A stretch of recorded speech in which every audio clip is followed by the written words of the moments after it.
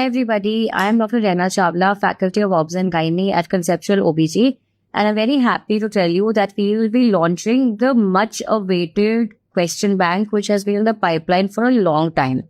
Now this question bank is going to cover two segments. One segment is the PT set exam, those preparing for their secondary TNB.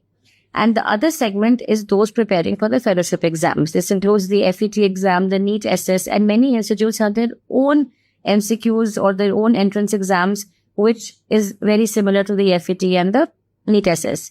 Now, wherever I get this query, ma'am, how do we study for this? What do we do? Where do we read from? It's always been a big sort of question mark, how to study. And we are here to help you sort this out. I remember when I had given my FNB exam, this was in 2013. And I remember I got a rank of 13.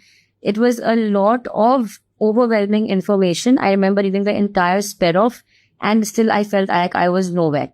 So it's very important to understand that the question bank we've made is tailored to your needs. Every topic has been covered in detail with so many MCQs that you will get a lot of practice, not only for the memory-based questions, but also for those questions which require clinical reasoning and judgment.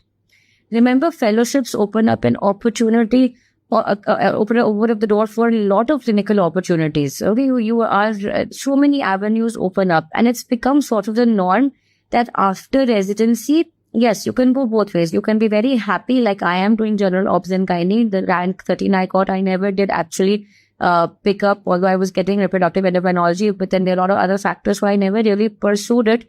But nowadays things have changed. Nowadays it's very important to have that extra edge.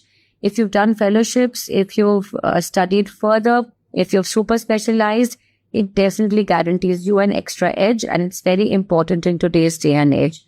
So if you have any queries, do let us know. Drop a message in the comment section or DM us on Conceptual OBG, and we'll be very happy to get back to you.